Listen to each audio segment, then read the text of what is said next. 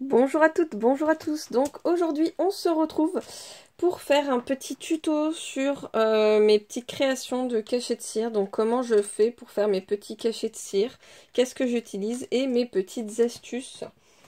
Donc bon, vous allez voir, c'est pas non plus quelque chose de très compliqué, hein.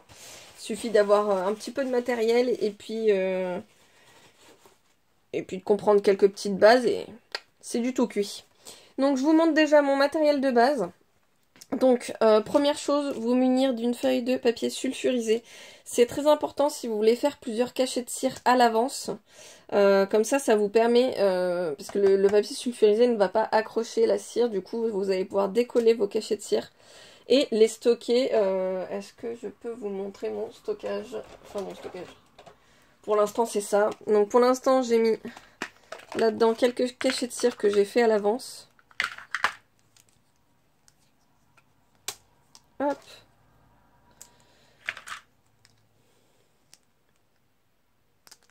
Voilà. Donc j'en ai fait quelques-uns. Là je vais en refaire avec vous plusieurs parce que déjà je dois faire un envoi.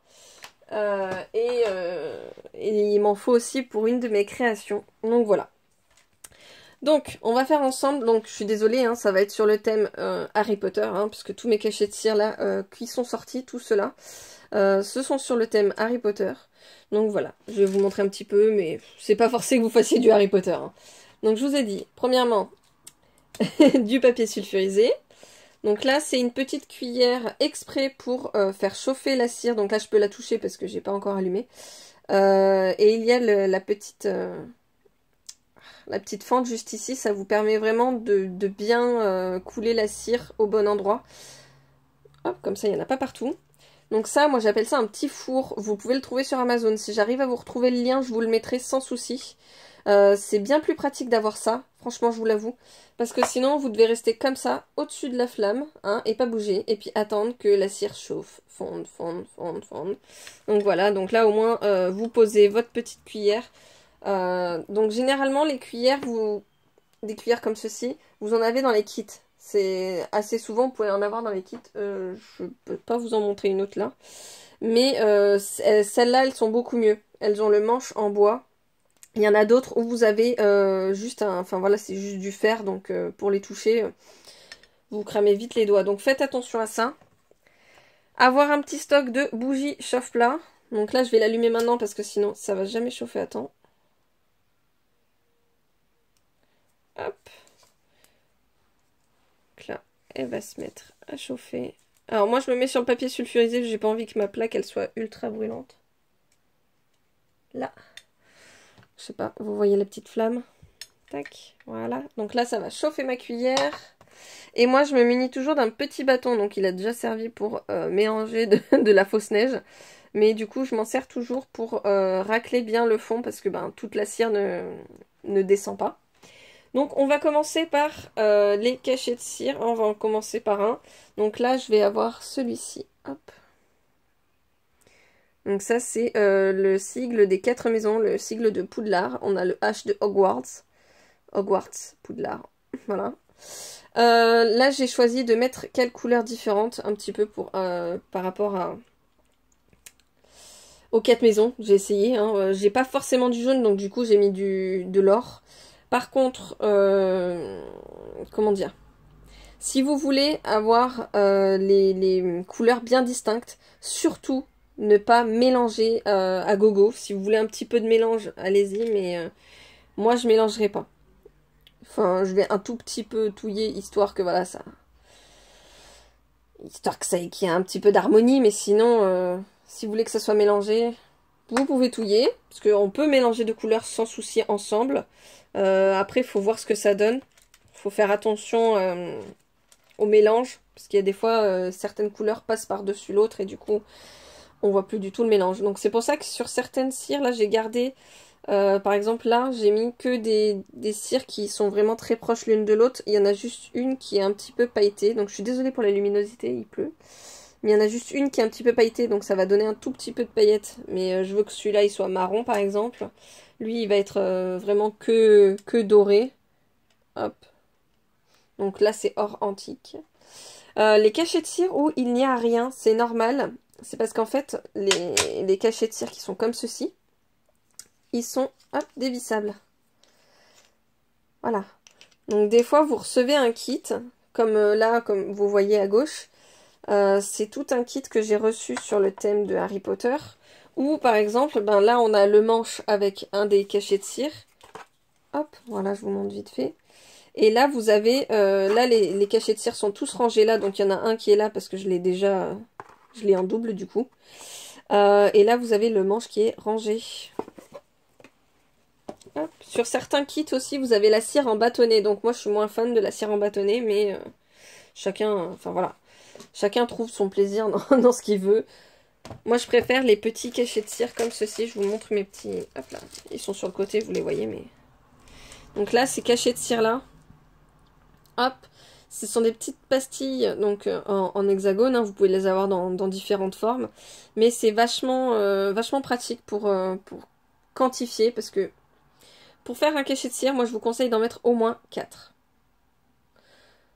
Si vous voulez un bon gros cachet de cire. Après, vous pouvez faire avec 3, mais pas moins. Si vous faites avec moins, ça va pas être... Enfin, il va pas être gros, vous n'allez pas pouvoir faire le cachet de cire en entier, donc moi je vous le conseille pas. Hop, donc là on a notre petite cire qui est fondue. Ouais, c'est bon. Donc là, en coulant, ça va un tout petit peu se mélanger, mais le but c'est pas que ça soit tout mélangé sur celle-là.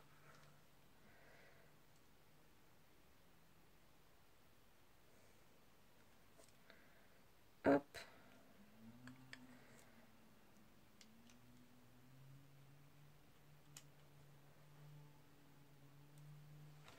Là, moi je laisse 1 à 2 secondes, hein, j'ai laissé un petit peu. Donc là, si vous voulez pas garder le fond de cire comme ceci, si vous voulez que le prochain, il n'y ait pas le mélange ou quoi que ce soit, ce que vous faites, c'est que il faut que la cuillère reste chaude. Vous prenez du sopalin et vous essuyez la cuillère alors qu'elle est encore chaude. Parce que sinon, ça va vous laisser la cire dedans et ça va pas... Enfin voilà, vous n'allez pas avoir... Alors, je suis droitière, donc hop. Vous n'allez pas pouvoir l'enlever en fait. Si la cire n'est pas chaude dans la cuillère, vous ne pourrez pas l'enlever. Hop, voilà, comme neuve.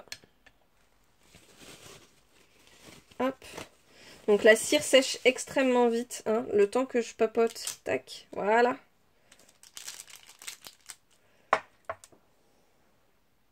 Et voilà un petit cachet de cire. Alors, un petit conseil, si vous souhaitez que le dessin soit en relief. Alors, si j'arrive à les retrouver. Moi, j'utilise ce genre de stylo-là. Alors, j'ai ma cuillère qui commence à cramer parce que... Ouf. Donc, je vais remettre des cires en attendant que ça...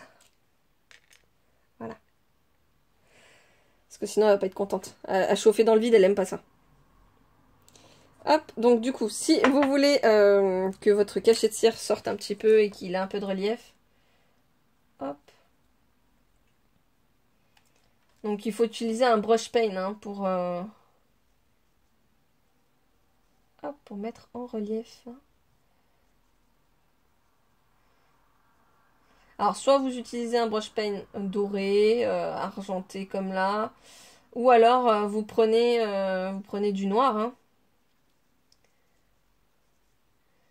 Hop, donc surtout ne pas toucher tout de suite si vous voulez que ça sèche bien.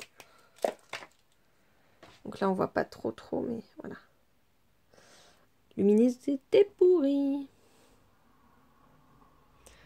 Hop. Je retrouve le doré mais je ne sais plus où il est.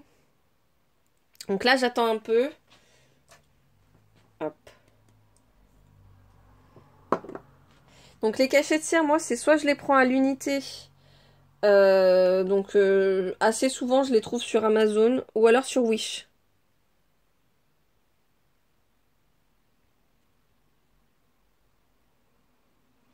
Donc là celui-là je m'en fous qu'il soit un peu mélangé.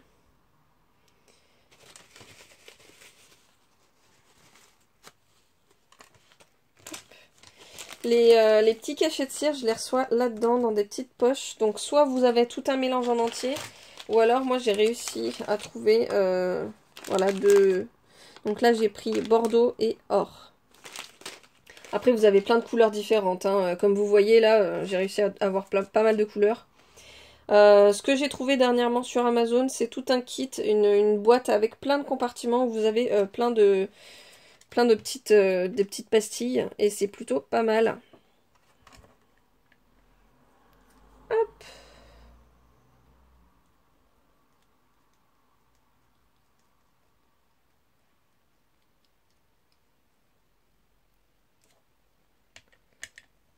Et...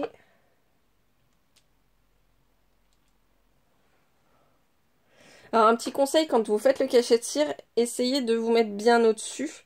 Et essayez de faire une... Comment dire? Quand vous posez la... Quand vous posez Ah, j'arrive plus à parler. Quand vous posez la cire sur le papier sulfurisé, il faut essayer de faire en sorte que qu'elle reste assez centrée au même endroit. Si vous voulez un cachet de cire assez rond, il faut vraiment que ça soit tout au même endroit. Hein. Et surtout, quand vous posez votre cachet de cire en soie, vous êtes bien au-dessus, vous posez sur votre boule de cire. Moi, je fais des petits ronds histoire que la cire essaye d'aller autour. Donc, je fais des petits ronds et j'appuie, mais légèrement.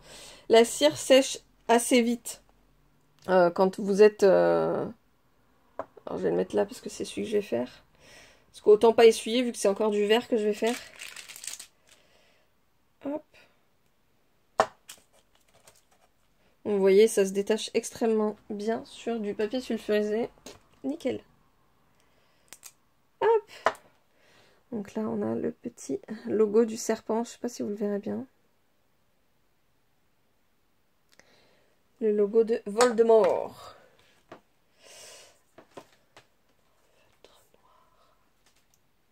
J'attends un petit peu que cette cire fonde. Et je pense que je vais vous laisser là, puisque vous avez vu à peu près toutes les techniques que je voulais vous montrer. Donc, c'est-à-dire laisser la cire chauffer. Moi, j'en sors plusieurs à l'avance et j'essaye de faire en sorte que ça soit à peu près les mêmes couleurs l'une à la suite de l'autre pour éviter de trop essuyer la cuillère. Mais sinon, voilà, c'est assez facile. Et franchement, ça se fait en un tour de main.